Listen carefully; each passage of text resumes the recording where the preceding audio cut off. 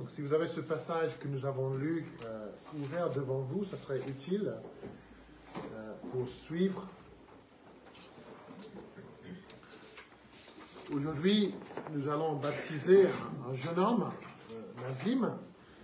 Et ce n'est pas tous les dimanches que nous baptisons des gens. Alors peut-être que vous vous posez la question, pourquoi baptiser cet homme? Qu'est-ce que cela signifie? Qu'est-ce que cela change? Par le fait qu'il sera un peu mouillé à la fin du culte, qu'est-ce que ça change pour lui? En tout ce que nous faisons dans l'Église, il est important de comprendre pourquoi nous le faisons. Donc plus tard dans notre culte, avant le baptême, Marc il va dire quelques mots sur la signification du baptême.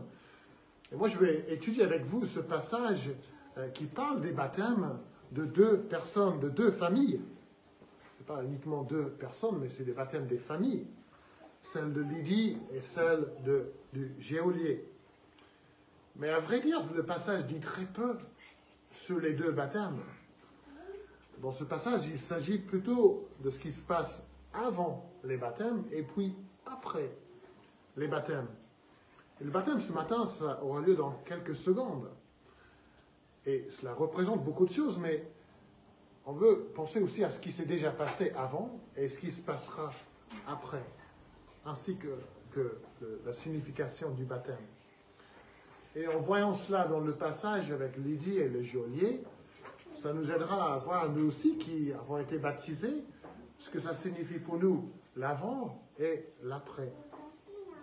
Et nous allons voir des vies transformées par Jésus-Christ. Et c'est ça que nous voulons comprendre et étudier ensemble. Et la première chose que nous voyons dans ce passage, c'est un besoin reconnu. Un besoin reconnu. Dans la vie de Lydie, dans la personne de Lydie, nous voyons une femme d'affaires qui vend du tissu, de l'étoffe pourpre, qui coûte extrêmement cher. Donc c'est une femme riche.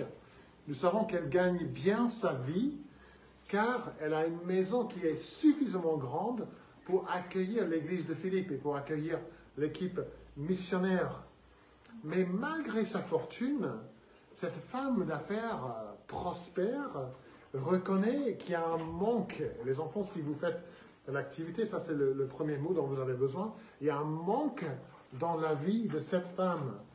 Elle cherche quelque chose que l'argent et le confort ne peuvent pas lui donner.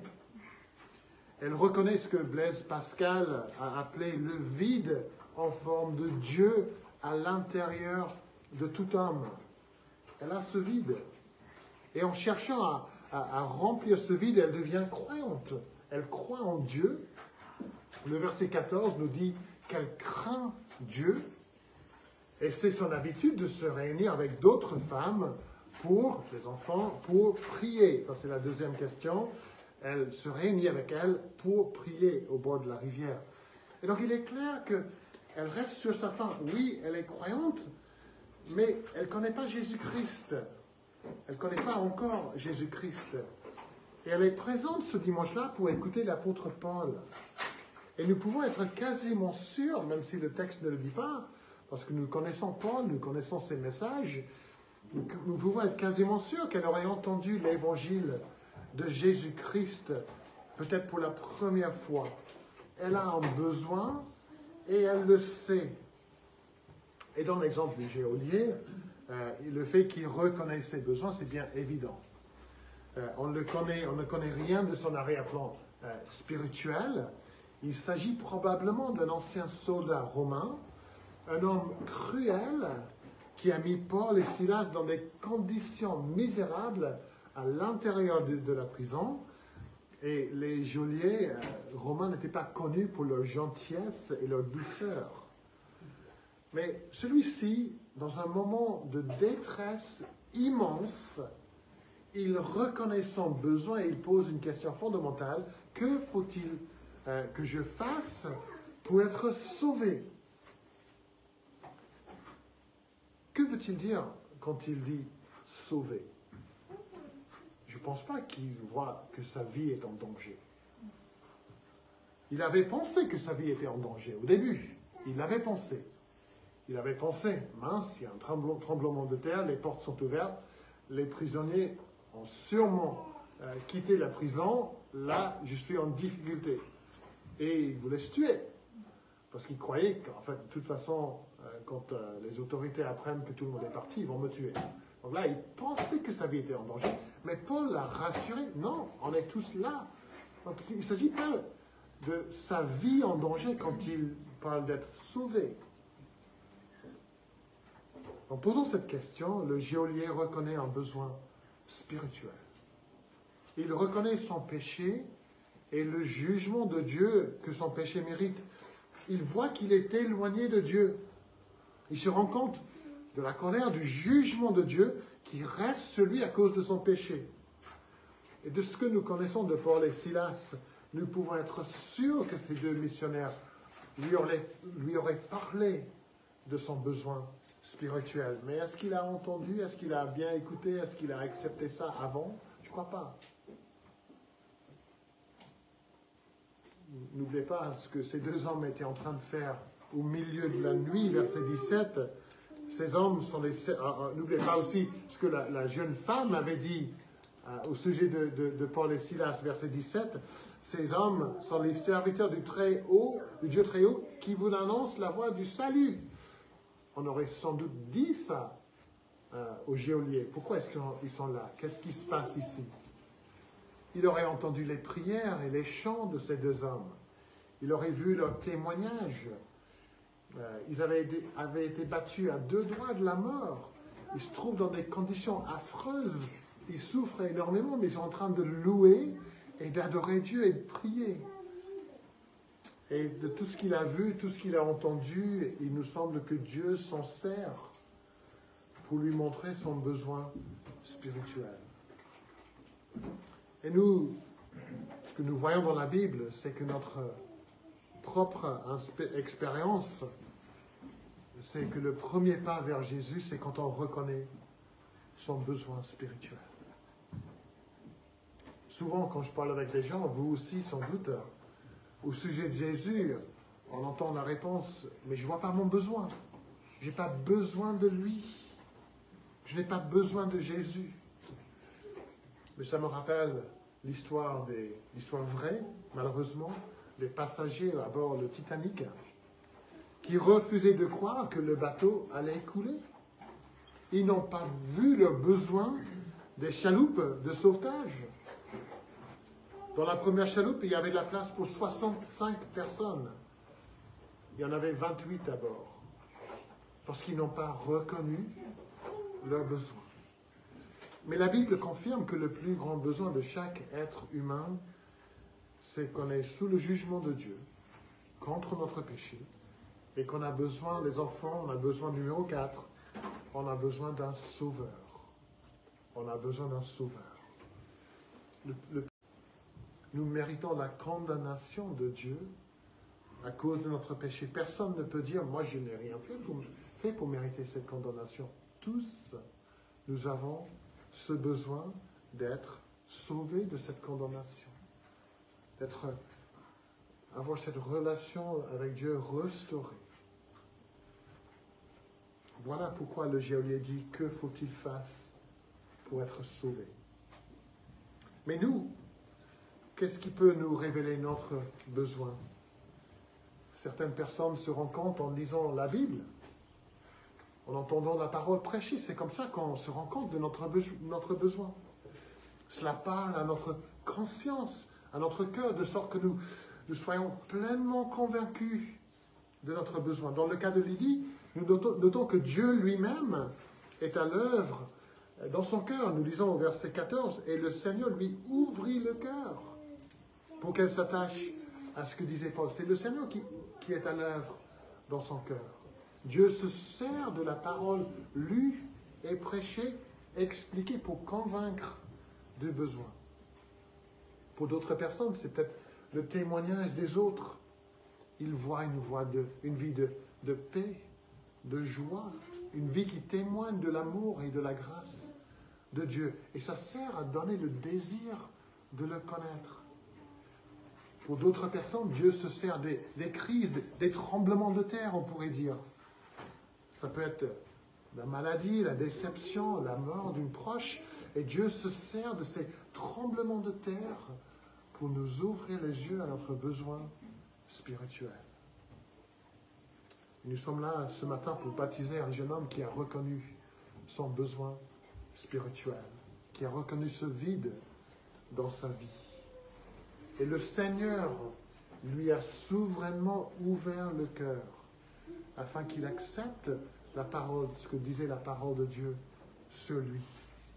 La réalité de son péché, son besoin d'être réconcilié avec Dieu.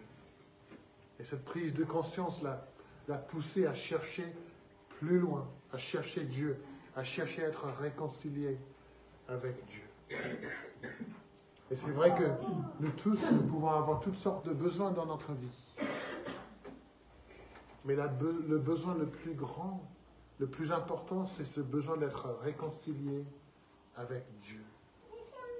Et peut-être que Dieu est en train d'ouvrir votre cœur ce matin, afin que vous puissiez voir et reconnaître ce besoin. Un besoin reconnu. En deuxième lieu, nous voyons ici une personne rencontrée. Une personne rencontrée. Le geôlier pose la question au verset 30, « Que faut-il que je fasse pour être sauvé ?» Et sa question est essentiellement ceci. Comment puis-je être réconcilié avec Dieu? Que faire pour que Dieu m'accepte? Et j'imagine, comme j'ai dit aux enfants, j'imagine que si on posait cette question aux gens dans la rue, on aurait toutes sortes de réponses. Mais je pense que la réponse qu'on aurait le plus, c'est essayer de faire de votre mieux dans la vie et Dieu vous acceptera. Vous acceptera. Essayez de ne pas faire de mal aux autres et Dieu vous acceptera. Essayez d'aller au culte, de lire la Bible, d'être sage, de vous faire baptiser et Dieu vous acceptera. Si vous faites ce genre de choses, Dieu sera content. Mais ce n'est pas la réponse que Paul donne. Je pense que ce que Paul dit serait assez surprenant pour beaucoup. Il dit qu'il ne s'agit pas de ce que nous faisons. Il ne s'agit pas de notre performance spirituelle. Il s'agit plutôt d'une relation avec une personne. Les enfants, ça c'est le prochain mot. Paul dirige le geôlier vers la personne de Jésus-Christ. Crois au Seigneur Jésus et tu seras sauvé, toi et ta famille. Et croire en le Seigneur ne veut pas simplement dire croire qu'il a existé ou qu'il existe, croire qu'il a fait certaines choses ou même croire qu'il est Dieu. Certes, il y a certaines choses qu'il faut croire. Il faut croire qu'il est vraiment Dieu. Il faut croire qu'il est mort sur la croix pour payer la dette de notre péché, pour nous réconcilier avec Dieu. Il faut croire qu'il est mort à la place des pécheurs comme Lydie, comme le geôlier, comme nous. Par sa mort, sa résurrection, il a acquis le salut pour tous ceux qui croient. Ça, qui croient. Il faut croire ça. Mais en disant « crois en le Seigneur Jésus », Paul dit « crois qu'il a fait tout cela pour toi ». Pas de façon générale, mais pour toi, il a fait ça. Il a pris ta place. Il a pris ton péché. Le jugement qui devait tomber sur toi, il l'a pris lui-même. Crois que par sa mort, sa résurrection, tes péchés te sont pardonnés. Pour toujours. Effacés. Crois que Jésus a porté ton péché sur la croix. Et que la punition que tu mérites est tombée sur lui. C'est ça qu'il faut croire. Ce n'est pas de façon abstraite. C'est concret, c'est pour moi, pour toi. Et surtout croire en le Seigneur Jésus. C'est mettre sa confiance uniquement en Jésus pour ton salut. L'Église ne peut pas nous sauver. Le baptême ne peut pas nous sauver. Toutes les bonnes œuvres du monde ne peuvent pas nous sauver. être né dans une famille chrétienne ne peut pas nous sauver. Une culture chrétienne non plus. La seule personne qui puisse nous sauver, c'est Jésus. Crois en lui et en lui seul. Et Paul a dit également, crois en le Seigneur Jésus. Ce mot Seigneur montre sa divinité, son autorité, sa souveraineté. Le Seigneur Jésus est le Jésus qui règne dans ta vie, qui a le droit de régner dans ta vie parce qu'il t'a racheté par son sang. Tu appartiens à lui. C'est le Jésus qui devient le maître de ta vie. Dans son livre « Vivre pour Jésus » que nous étudions, Raphaël Charret, il écrit « Jésus n'est pas venu simplement pour combler un vide et te pardonner, mais pour régner dans ta vie, sur ta vie. » Crois en le Seigneur Jésus-Christ. Crois en ce Jésus. Vous voyez la relation personnelle avec Jésus, il m'a aimé. Il s'est livré pour moi, il vit en moi. Je vis dans la foi au Fils de Dieu. Et Nazim, depuis ta conversion, tu as une telle relation avec Jésus-Christ. Jésus est ton sauveur. Jésus a pris ton péché sur la croix. Il est mort pour toi. Dieu a ouvert ton cœur pour que tu comprennes l'amour de Jésus pour toi. Et tu en vois la preuve à la croix. Tu ne vis plus pour toi-même, mais pour Jésus-Christ qui t'a racheté par son sang et qui vit maintenant en toi par son esprit. Et ce qui est merveilleux, c'est que chacun d'entre nous nous pouvons rencontrer ce Jésus, cette même personne, Jésus. Nous tous, nous pouvons le connaître de façon personnelle. Quand il était sur terre, Jésus appelait les gens à le connaître, à le suivre, à mettre leur confiance en lui, à recevoir son pardon, son salut. Et après sa montée au ciel, ses disciples ont continué à annoncer Jésus. Ils ont prêché Jésus. Et aujourd'hui, cet appel à suivre Jésus, à le connaître comme Seigneur et Sauveur, est au centre de tout ce que nous faisons. Nous sommes une église évangélique, nous annonçons l'évangile de Jésus-Christ. La bonne nouvelle en la personne de Jésus. Il s'agit d'une rencontre salvatrice avec Jésus. On peut connaître Dieu, on peut être réconcilié avec lui, vivre en paix avec lui, connaître sa joie, sa paix, sa grâce, son amour. Tout cela grâce à la personne de Jésus. Une personne rencontrée. Un besoin reconnu, une personne rencontrée, et puis pour terminer, une vie transformée.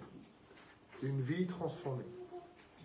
De temps en temps, dans notre vie, nous rencontrons quelqu'un et cela bascule tout dans notre vie. Peut-être que vous avez rencontré quelqu'un qui vous a beaucoup inspiré et beaucoup encouragé dans la vie. Si vous êtes marié, vous avez rencontré votre époux et votre épouse et ça a changé votre vie pour toujours. Mais à vrai dire, rien ne change une vie et rien ne change et ne transforme une vie comme une rencontre avec Jésus-Christ. Et c'est ce que nous voyons dans ce passage devant nous ce matin. C'est vrai que Jésus nous sauve de notre péché, mais il fait beaucoup plus que ça. Il transforme notre vie. Il ne faut pas réduire le salut au seul pardon des péchés. C'est beaucoup plus merveilleux que ça. Ça va beaucoup plus loin que ça. Le salut implique également une transformation progressive et quotidienne jusqu'à la fin de votre vie. Tout de suite dans la vie de Lydie et dans la vie de Géolier, nous voyons des changements. Les enfants, c'est numéro 6 sur votre feuille. Il y a des changements dans leur vie. Nous voyons le début de cette transformation. Qu'est-ce que nous voyons dans la vie de Lydie, par exemple? On voit un nouveau désir de partager sa nouvelle vie avec sa famille. Elle veut que sa famille aussi rencontre le Seigneur. Elle se fait baptiser ainsi que sa famille. Ce n'est pas simplement elle. Elle a un nouveau désir de servir le Seigneur et de servir l'Église, qui est sa nouvelle famille chrétienne. Donc elle demande à Paul et à Silas de rester chez elle. Sa vie est transformée. Sa maison n'est plus à elle, c'est au service du Seigneur. Et dans le verset 40, les croyants se réunissent chez Lydie. Donc elle met tout ce qu'elle a à la disposition de l'Église. Elle se sert de sa richesse pour servir Jésus-Christ, pour servir l'Église. Et le geôlier, qu'est-ce qu'on voit comme changement, comme transformation dans sa vie? Sa vie, elle aussi, elle est transformée par sa rencontre avec Jésus. Il a un nouveau désir d'entendre parler de Jésus. C'est parce que le Seigneur fait en nous, il nous donne ce désir, cette faim pour la parole. Nous lisons au verset 32, ils lui annoncèrent la parole de Dieu. Il cherche à comprendre la parole. Et la dernière partie du verset nous montre aussi qu'il veut que ses proches aussi rencontrent le Seigneur. Nous lisons verset 32, ainsi que tous ceux qui étaient dans sa maison. Ce n'est pas qu'il a voulu une étude personnelle, mais il a rassemblé toute sa famille. Écoutez cette parole de Dieu.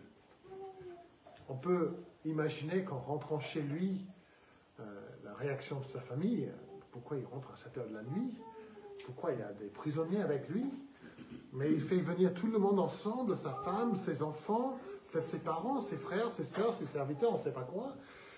Et il dit, écoutez, ces deux hommes qui m'ont parlé de Jésus, ils m'ont parlé de son salut, il faut que vous entendiez cette bonne nouvelle qui a déjà transformé ma vie, cette nouvelle qu'ils annoncent. Il veut que tout le monde entende. Et puis, tout comme Lydie, le geôlier et sa famille se font baptiser. Et regardez la transformation dans la vie de cet homme au verset 33. L'homme qui avait jeté des prisonniers dans la prison intérieure, dans les pires conditions, qui leur avait mis leurs pieds aux cèpes, les cèpes aux pieds, maintenant il les soigne. Son attitude envers eux a été complètement transformée. Il lave leurs pieds, peut-être pour la première fois de sa vie, il lave les pieds des gens, les plaies des gens. Il a une nouvelle compassion grâce à la transformation. Il a une nouvelle joie. Regardez le verset 34. Il les fit monter dans sa maison, mit la table et se réjouit avec toute sa famille d'avoir cru en Dieu. Moi, j'imagine que lui, ce monsieur, c'était après, mon imagination n'est pas poussée par le Saint-Esprit, donc c'est juste mon imagination. C'était un vieux grincheux. Et qui était un peu grincheux chez lui. Mais regardez là maintenant. Il se réjouit avec toute sa famille.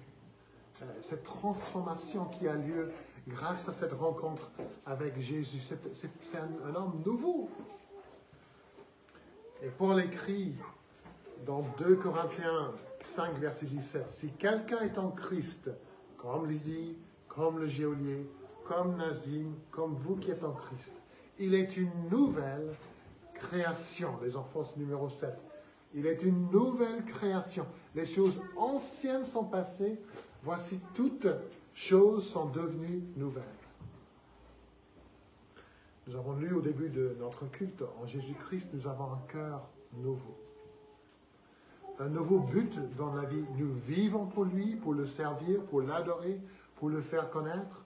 Il y a un nouvel amour pour Dieu, pour son peuple.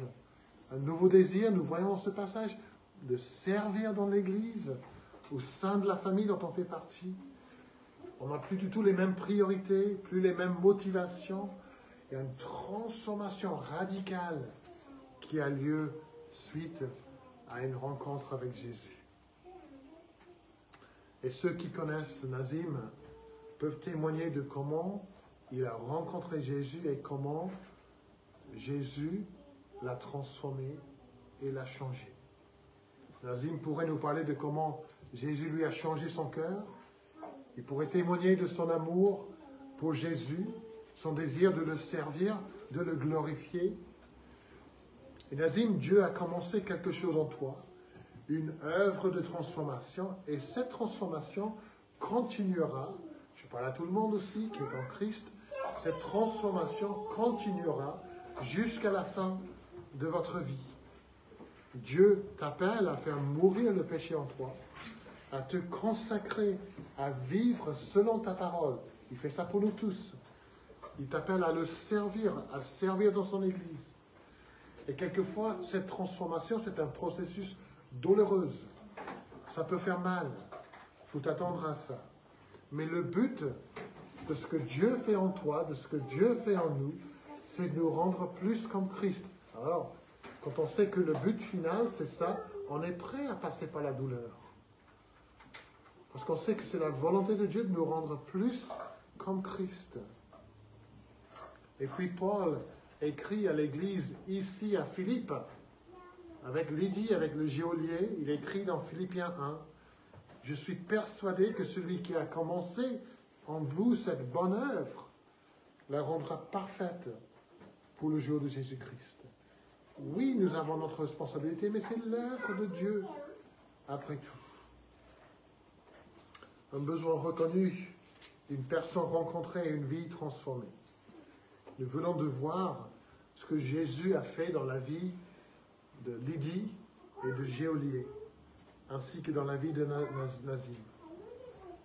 C'est ce qu'il a déjà fait pour beaucoup d'entre nous ce matin, vous qui êtes chrétiens. Mais peut-être que je parle à quelqu'un qui n'est pas encore chrétien, qui n'a pas encore reconnu son besoin, qui n'a pas encore rencontré Jésus, dont la vie n'a pas encore été transformée. Et je vous invite à bien réfléchir à votre vie. Peut-être que vous êtes une personne croyante, comme Lydie. Comme Lydie, vous reconnaissez que Dieu est là, mais vous ne connaissez pas encore Jésus-Christ. Vous n'êtes pas passé par la porte étroite. Vous savez certaines choses sur lui, mais il n'y a pas vraiment de relation avec lui. Vous n'avez jamais mis votre confiance en lui pour vous sauver, comme a demandé le geôlier. Et si je vous décris, posez-vous cette question ce matin. Si Lydie était là, si le geôlier était là, qu'est-ce qu'il vous dirait? Si Paul était là, qu'est-ce qu'il vous dirait? Si j'invitais Nazim à venir, qu'est-ce qu'il vous dirait? Il vous dirait, j'ai rencontré Jésus. Il m'a sauvé de mon péché. Il m'a transformé la vie. Il m'a donné un cœur nouveau. Une vie nouvelle, une joie nouvelle, une paix nouvelle, un but nouveau. Ma vie est transformée. J'ai la vie éternelle en lui. Venez à lui. Croyez en lui. Il vous recevra. Il a reçu un geôlier. Il vous sauvera. Il vous transformera et vous aurez une vie nouvelle en lui. Et beaucoup d'entre nous, nous pouvons dire, c'est ce que Jésus a fait pour moi. Il fera ça pour vous. Venez, croyez en le Seigneur Jésus et vous serez sauvés. Amen.